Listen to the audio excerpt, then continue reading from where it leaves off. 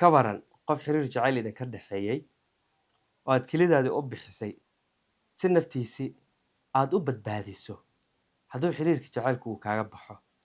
ka waran haddii qof kale uu guursado maxaad samayn lahayd sheekadan xanuunka badan waxay ku dhacday nin dhalinyaro ah gabar bay isjeclaadeen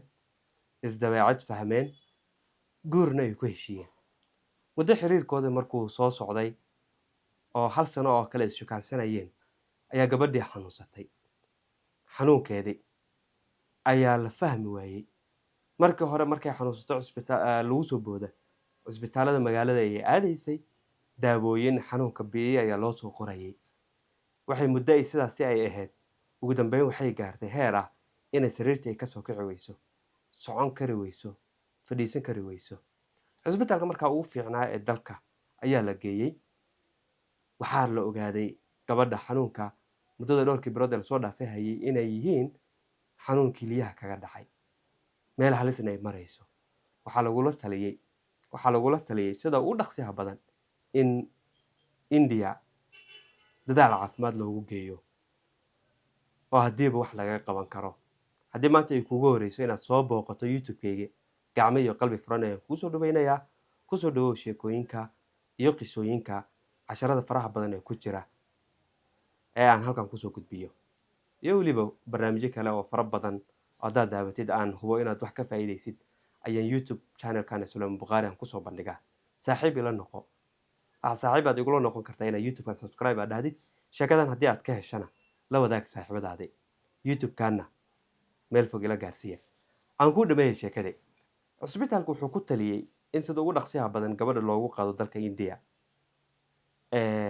haddii wax laga qaban kara la tijaabiya dhaqaatiirta dalkaas India gabadhii India ayaa la geeyey cisbitaalada arrimaha kiliyaha ku takhasusay ayaa la geeyey waa la baaray kadib dhaqaatiirtii waxay yiraahdeen gabadhan waa dayacdeen xilli hore maxaad cisbitaalkaad u keeni weyseen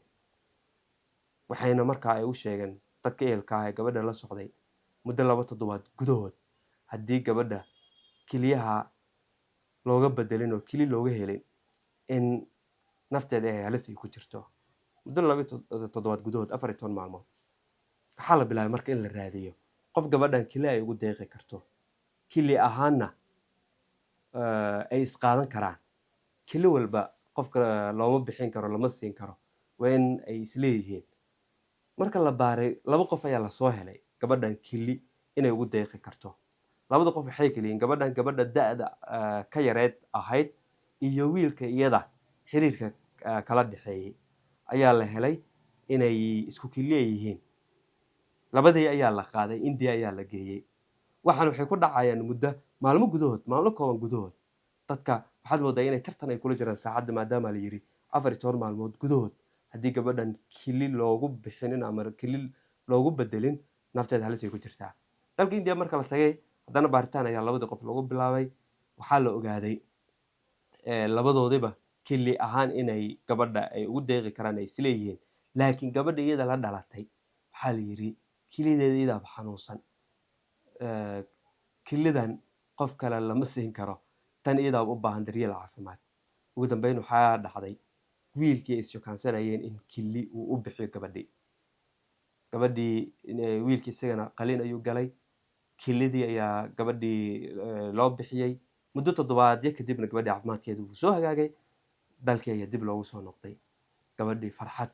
xiriirkii ay wiilka kala dhaxeeyay jacaylkii ayaa aad u sii wanaagsanaaday wiilkii sidoo kale wuxuu noqday qof reerkii laga jeclaado maadaama gabadhii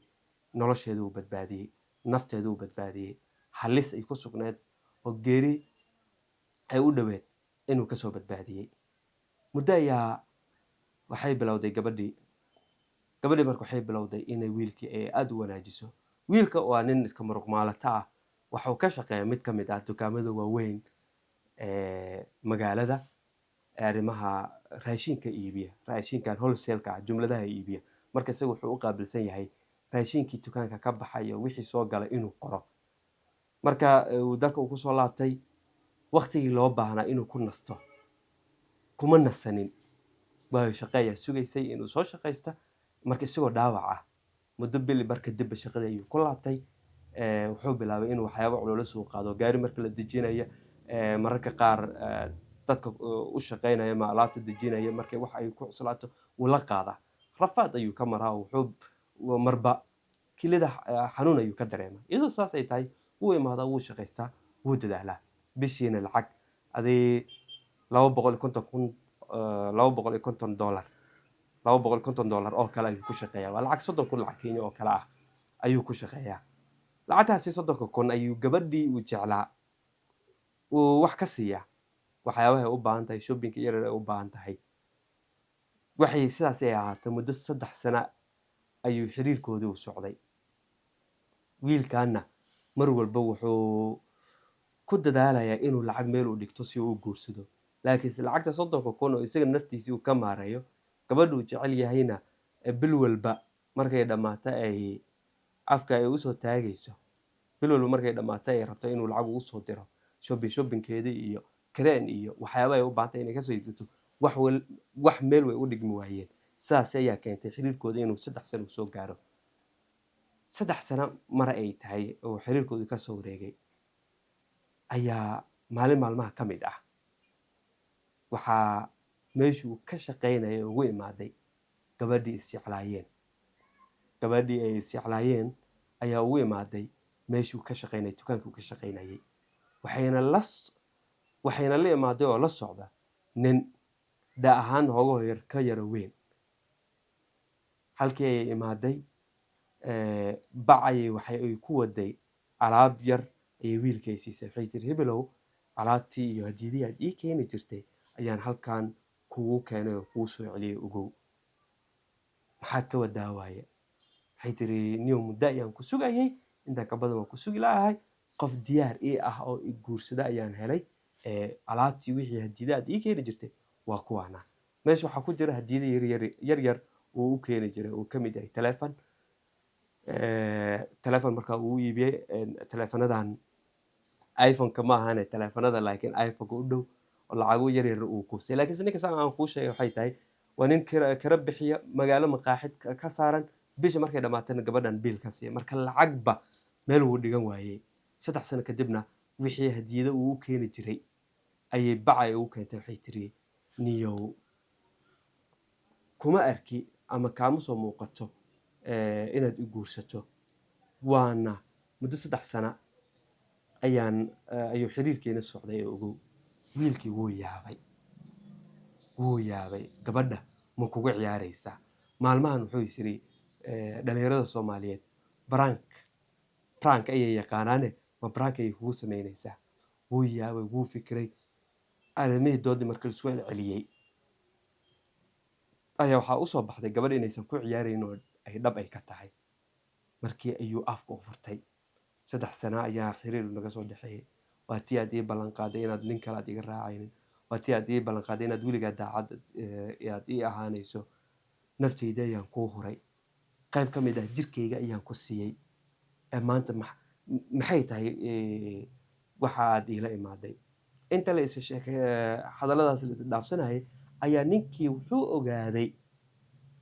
ninkan waxyaabaha uu ku doodayo inay wax weyn ay tahay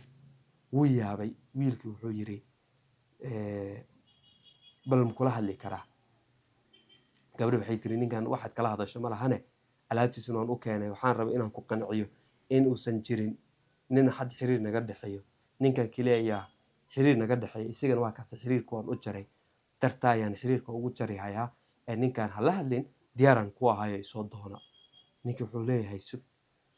ileen gabadha ninkan waxay halkan ay u keentay waxay tahay inay kalsooni ay ku abuurto oo ah in ninka xiriirku kala dhaxeeyo xiriirka ay u jarayso isagoo markaa jooga markaati ka ah indhihiisa ku arkayay leedahay si kalsooni ninkan aad uga abuurto samee laakiin ninkii waxa uu soo baxday wuxuu fiilinayay ma ahane wax ka weyn ayaa soo baxday wiilkii ayuu wuxuu yiri walaalow isdeji way noo mar kale marka ninkan marka wiilkan uu dejinayo waxa ku soo dhacday ninkan u soo laaba sheekada wiilkan iyo gabadhan dhexdoodii ah iyo ninkan uu leeyahay qayb ka mid ah jirkeygii ayaan ku siiyey jirkeyga ayaad ku dhaqdhaqaaqaysaa inuu wax ka ogaado gabadha ayuu soo waday guriga ayuu ku celiyey ninkii ku soo laabtay meeshii shaqadu ku soo laabtay meeshii shaqadu markuu ku soo laabtay wuxuu arkay ninkii hadaawi markay imaanayay firfircoonaa shaqo ku jiray oo meel gaar ah taagan aan fadhiisanin xitaa meel gaar ah iska taagan dhulka eegaya ninkuu yimaado wuxuu yidhi hebelow inakeen ninka ayuu soo waday maqaaxi ayuu keenay wuxuu yidhi niyow bal ii sheekay heblaaya isagaa iska balaa wuxuu yidhi niyow heblaaya dhowrkii bilood ee lasoo dhaafay ayaan sheekaysanaynay waa gabar dabeecad wanaagsan qurux badan waan isfahnay aniga waxaan ahay nin masiir badan waxaan rabay inaan hubsado inay xiriiro dad kale ila leedahay iyo inaysan dad kale xiriir kale aysan lahayn si aan usoo doonto reerkeedii uga soo doonto maanta waxay halkaa ii keentay waxay ahayd inay i tusto inuusan jirin cid hadda xiriir kala dhexeeyo laakiin sheekadiin waxaan arkayaa sida inaysan u sahlanayn sida aan u malaynayay walaalow maxaa jira ninkan wuxuu yidhi niyow gabadhan muddo 3 sano ayaana xiriir jacayl naga dhexeeya 3 sano ka hor ayaan soo doonan lahay laakiin bishii lacag $250 aan ku shaqeeyaa 150 oo kale lacag ahba iyada ayaan ku bixiyaa mushaarkayga wax kira yar aan ka bixiyo ma ahane xitaa cunto fiican kama cuno dabaati iyo digir iyo adee maalinkii wax 100 shilin wax $1 ka yar ayaan ku qadeeyaa aan ku quracdaa ka casheeyaa inta kale iyada ayaan siiyaa sidaas ayaan lacag meel horta ayaan uga dhigan waayey horumarna ugu gaari waayey shaqada aan ku jiro dhalinyarada aan isla shaqeyna qaarkood way guursadeen $250 ay ku shaqeeyaan ay ka guursadeen reerna ay ka biilaan laakiin aniga guursashada xitaa waan gaari lahayd mid igu daran wuxuu yidhi gabadhan 2 sano ka hor ayaa waxaan u bixiyey kilidaydii 1 kili ayay leedahay halka kili ay leedahayna waa kilida aan u bixiyey aniga 1 kili ayaan leeyahay mid iyada ayaan siiyey labadii kili mid ayaan iyada aan u bixiyey iyadoo saas ay tahayna shaqadan aad maanta igu aragtay ayaan ka shaqeeyaa kama nasti marar walba ayay kilida xanuun ka dareemaa oo igu soo kacdaa maadaama mararka qaar gawaarida alaabta marka keenta la dejinaya aan caawiyo shaqaalaha alaabta dejiyo maantana waad aragtay wuxuu yidhi waxa igu dhacay ninku uu yahay wuxuu yidhi walaalow raali noqo heblaaya xaaladeeda caafimaad iyo arrimahaasi iyo weliba inay 1 kili keliya ay qabtay ima sheegin teedi kalena qof abaalkaa weyn u galay hadday garan weysay abaalkaa weyn qof u galay hadday garan weysay aniga uma malaynaya wax walba aan u sameeya in ay ii qiri doonto ama ay garan doonto hadda nin hanti la hayaan ahay hantidaasi ay arkaysaa beri xaaladii isbedeli kartaa sida adigaba hadda iyadoo kilidaada ay ku nooshahay ay wax hadda ay ku dhaqdhaqaaqayso ay tahay wax hadda ay ku dhaqdhaqaaqayso ay tahay kilida aad u bixisay sidaan kula dhaqantay anigana mustaqbal iyo reer ima noqonayso banaankan ka mari adigana walaalow maanta xaalad daran ama xaalad wanaagsanayn aynu isku barannay laakiin kuma dayacayo sida heblaayo kuu dayaxday kuma dayacayo shaqadaasina maanta kugu dambeynaysa shaqo ka fudud ayaan kuu dhiibay caafimaadkaana waa kugula tacaalay bini'aadnimadii aad u gashay heblaaya ayaan wax la siisin karin lahayne anigana ilaahay ajar iga siiye anaa ku dhaqaalayn iyadana haddaad rabto heshiiya haddaad rabto banaanka ka mar waa wax adiga kuu taala laakiin aniga go-aan waxaan ku gaaray heblaaye inaan banaanka ka marayo ninkii sidaas ayuu yidhi ninkii gabadhii waqtiyadii uu soo wici jiray ma wicin xilliyadii hadduu mashquulo uu soo wici jiray ma wicin kadib maalinkii labaad ay bilowday wicitaan ugu dambeyn markuu ka qabtay runtii u sheegay wuxuu yidhi nin kili kuu bixiyay haddii maanta waxaan arkay aad ku samaynaysay waxaad aniga beri ugu samayn doontaa ayaa ka daran walaalay dulmi weyn ayaad gashay hebel cafis weydiiso hadduu ku cafininna aniga banaankaa ayaan kaa maray maanta kuma rabi shalay haddaan ku rabay maanta kuma rabi ogow ninkii dambe ay rabtay ay isla haduu ku guursan doona oo hantida lahaa arrintaa markuu arkay ayuu banaanku ka maray ninkii ay isjeclaayeenna isagoo jecel ayuu wuxuu yidhi haddiiba maantaan aad igu samaysay beri wax kale oo ka weyn aad igu samayn kartaa anigana kuma warrabi xiriirkii 3 sano soo socday ee uu gaaray meel kilil isugu bixiyo intaas ayuu ku dhamaaday. adiga wiilka hadaad ahaan lahayd ee kilida bixiyay maxaad samayn lahayd? gabaray adiga maxaad samayn lahayd? sida gabadhan oo kale ah, naxariista lahayn, danqashada lahayn, bini'aadanimada naxariis iyo walaaltinimo bini'aadanimo lahayn oo kale miyaa tahay ama waad ka fiicnaan lahayd? haddii ay dhacday inay hawi iyo damac kale uu ku qaaday, ninkii aad rabtay inuu ku soo diiday, maxaad samayn lahayd?